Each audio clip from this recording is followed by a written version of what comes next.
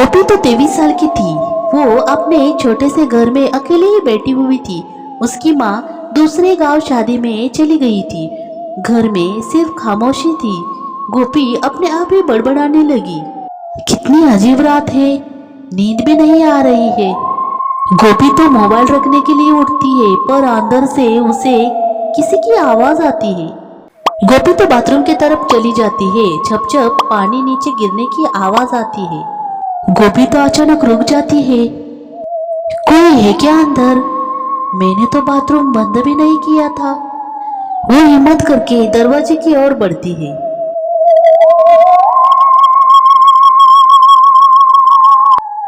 लेकिन वो दरवाजा खोलकर अंदर देखती है तो कुछ भी नहीं था। सिर्फ एक पुरानी बाल्टी जो धीरे धीरे हिल रही थी, जैसे किसी ने अभी अभी छुआ हो। गोपी तो परेशान होकर वापस आकर बैठ जाती है। तभी गोपी के मोबाइल पर किसी अनजान नंबर से कॉल आ जाता है। अरे कौन है? रात के 1 बजे कोई कॉल करता है क्या? जब वो कॉल उठाती है, एकदम गहरी खराब भरी आवाज आती है, गोपी नहाने चल।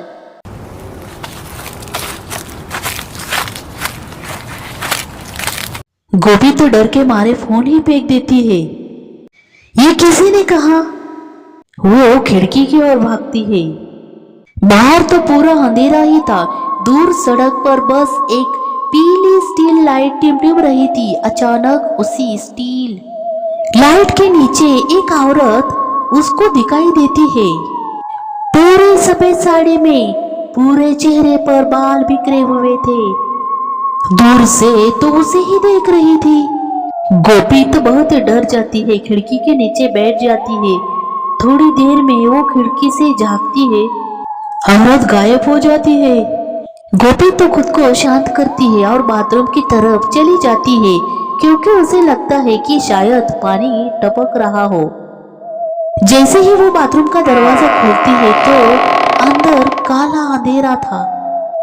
लाइट तो चल नहीं रही। वो मोबाइल की टॉर्च ऑन करती है। टॉर्च की रोशनी दीवार पर घूमती है और अचानक आईने में गोपी अपना चेहरा देखने लगती है तो किसी और का ही चेहरा उसके सामने आ जाता है।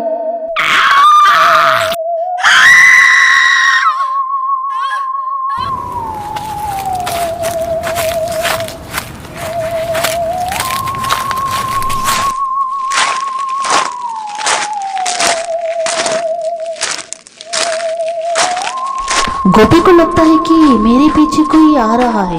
गोपी पीछे मुड़कर देखती है, पर वहां पर तो कोई नहीं था। वो रोते हुए बाथरूम से बाहर आ जाती है और दरवाजा जोर से बंद कर देती है।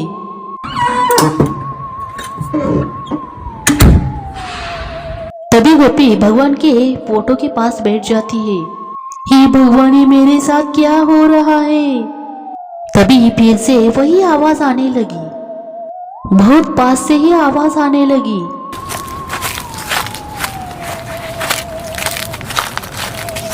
गोपी चलो नहा लो, बहुत देर हो चुकी है।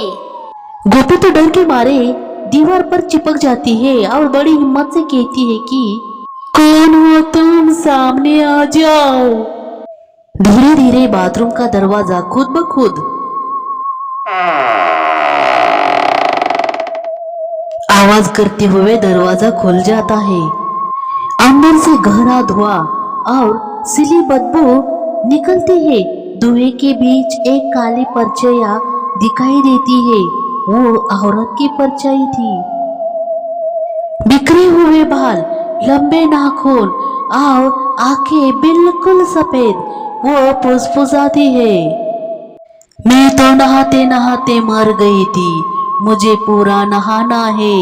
कोई भी अंदर आए तो कभी वापस नहीं जाता।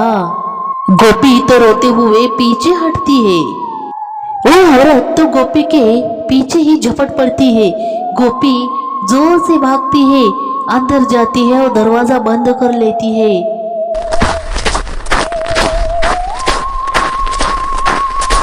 जैसे बाहर से कोई दरवाजा तोड़ने की कोशिश कर रहा हो। गोपी तो बहुत ही जोरों से चिल्लाती है, मुझे छोड़ दो, मैं कुछ नहीं जानती। अचानक पूरा घर शांत हो जाता है। गोपी अचानक धीरे धीरे दरवाजा खोलती है तो बाहर कोई नहीं था।